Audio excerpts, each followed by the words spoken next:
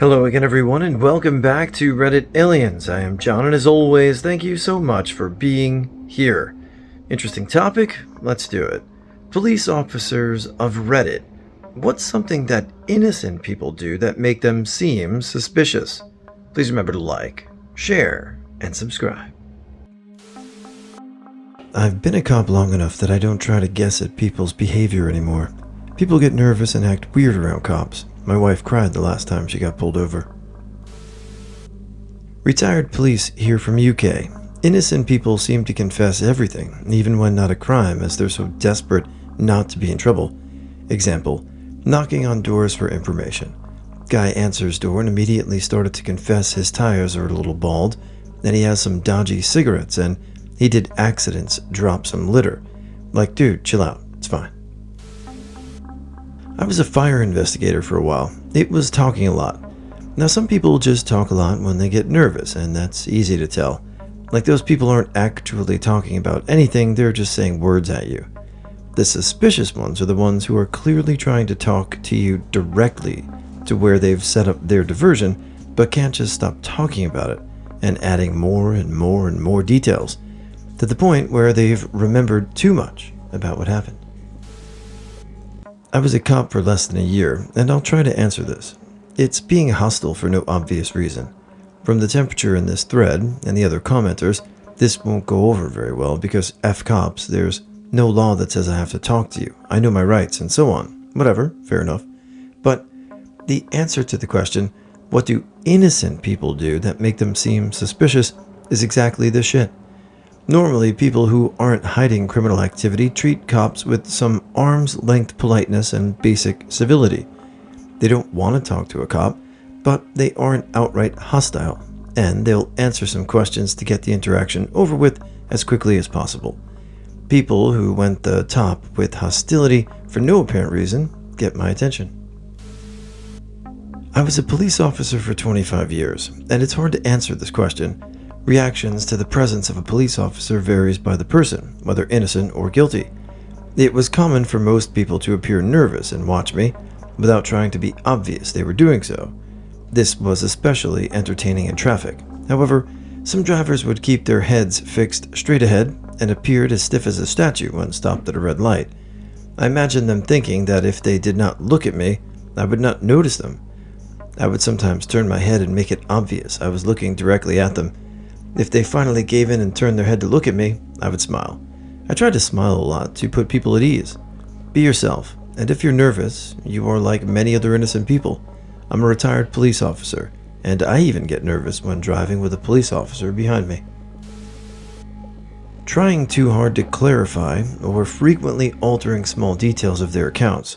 Innocent individuals may inadvertently seem deceitful. Such attempts at precision or credibility often appear as cover-ups to officers, whose training in spotting inconsistencies might misinterpret these efforts as suspicious. I'm a cop in Texas. One of the most common things innocent people do is be aggressive when we show up. For example, we get a 911 hang-up where all the dispatcher heard was a male and female yelling at each other. Usually it's some apartment complex. We get there and don't see or hear any signs of a disturbance. I see a guy walking to his car and ask if he's seen or heard anything, and the first thing he does is start yelling about his right to go outside or some other dumb thing. Even after explaining the situation, some people never settle down from their little tirade. Reasonable and well-adjusted people don't immediately become this standoffish, so it looks as if they're trying to hide something, like being in a domestic disturbance perhaps. Also, people who walk through neighborhoods at 2 in the morning wearing all black and carrying a backpack. Sure, there's a million innocent reasons for one to be doing that, but I'm still going to stop out with you regardless, because it's my job to be nosy, and it's a great deterrent in case that person was up to no good.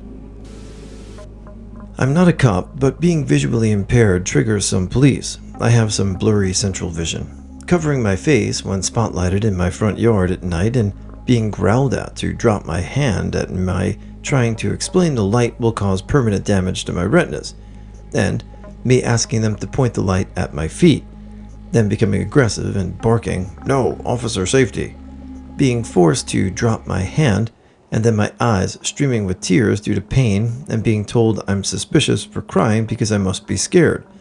I was completely blind for 12 days after that, and it resulted in permanent vision loss that left me needing a mobility cane in dim light and the dark and trouble in daylight.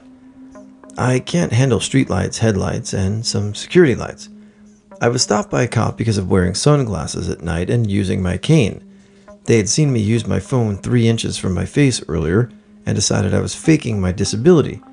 93% of blind people have some vision. Blindness is a spectrum. Only 7% are in stereotypical darkness. He accused me of being suspicious and proposed that my cane was for a weapon. I had a safety torch I flick on that blinks when I cross large roads. That was for house breaking, he said.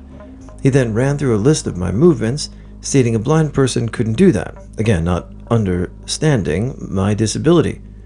A friend has been arrested and had his cane ripped from his hand, and he was dragged to a police car as they yelled at him for not cooperating. He couldn't see where they were dragging him. He had the same accusation of intent to housebreak.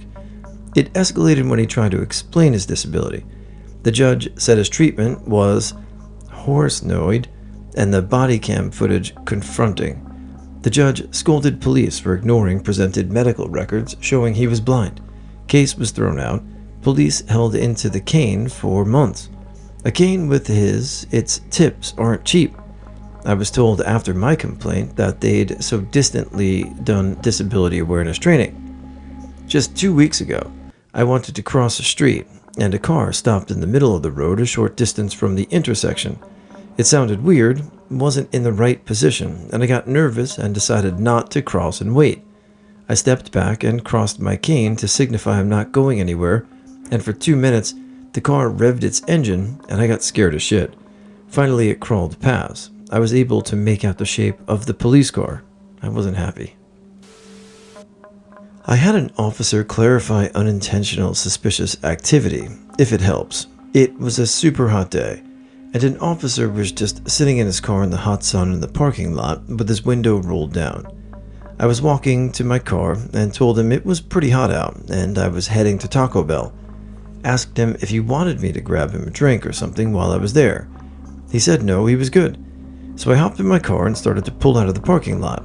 I noticed the officer started pulling out of his spot. I started driving to Taco Bell down the road, and sure enough, the officer was following me. I pulled into the Taco Bell parking lot and parked. The officer pulled up his car behind mine, blocking me in. He started asking all sorts of questions about my personal life, where do I work, and so on. He eventually just said, "What you just did was super suspicious." I asked how being nice to someone is suspicious, and he just put it into drive and drove off.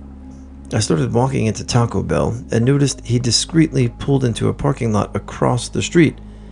I know the Taco Bell peeps pretty well, so I went in there for an entire hour just chilling, eating, and generally socializing. Afterwards I left, started driving to a gas station, and the officer pulled out of the parking lot and started following me along with 2 other police cars. Suddenly, I had 3 police cars just following me all over town for the next 15 minutes. They eventually pulled away, and that was it. So I guess being nice to police officers is considered extremely suspicious. So I actually am a police officer.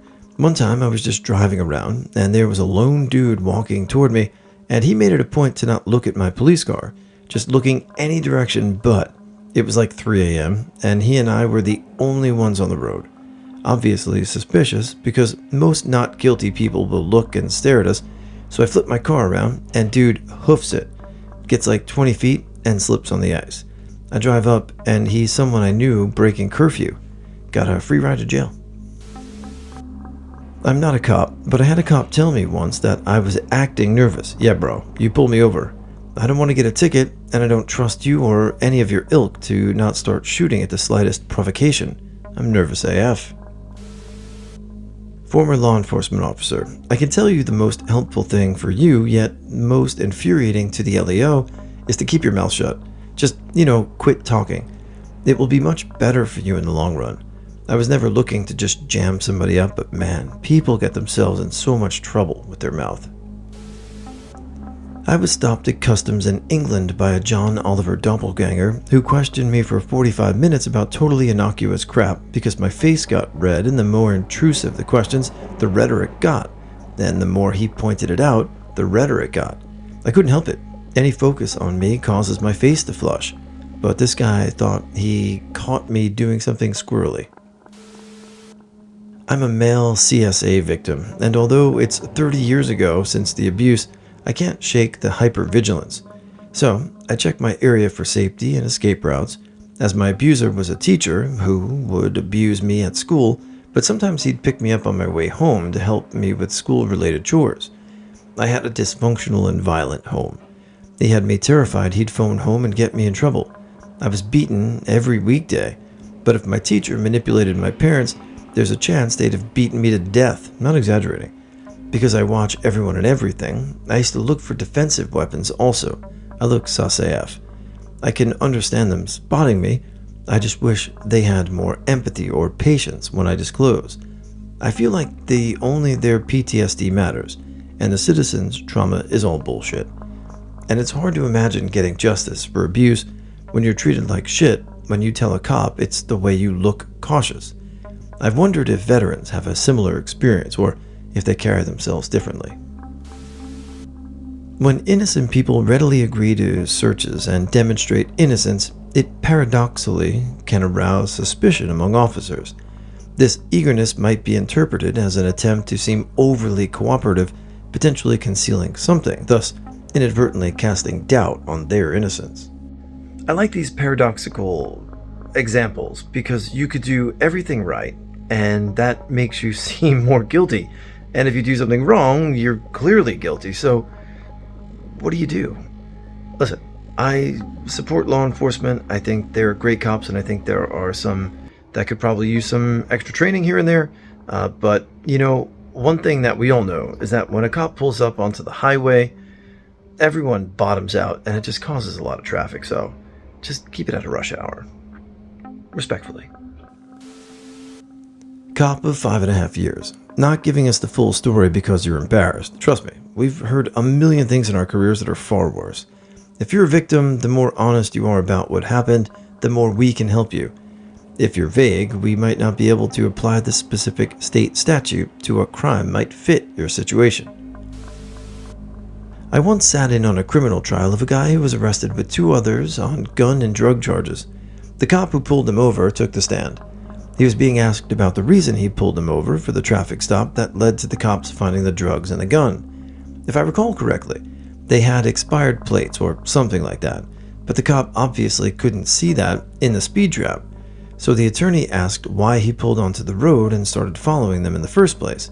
I shit you not, the cop said it was because they were driving exactly the speed limit, and none of the people in the car turned their heads to look at the cop when they drove past. He said that was suspicious, because everyone speeds on that road, so they must have been doing something wrong if they weren't speeding. The expired plates gave him the probable cause, but the suspicion came from them just obeying the law. Since then, I never have driven exactly the speed limit. On the highway, I'm 8 or 9 miles per hour over the speed limit if I'm trying to make good time. If I'm in no rush, I keep it around 5 or 6 over. If I get a Waze notification there's a cop coming up, I'll drop down to 3 or 4 over, but never the exact speed limit. That never sat right with me. Moral of the story is that cops can pretty much pull you over whenever they want, even if you've done nothing wrong. They can make something up. It's shitty. In proactive policing, you're always looking to see how someone reacts to your presence. When someone saw you are just 10 and 2 and staring straight ahead, or do they try to look away? Do they conceal their face with their left arm? Do they make sudden lane changes? Turn down the first neighborhood street they see? There's a level of evasiveness I think everyone has when a cop is either behind you or behind you. However, those can sometimes coincide with the behaviors we try and key in on when being proactive and looking for wanted subjects.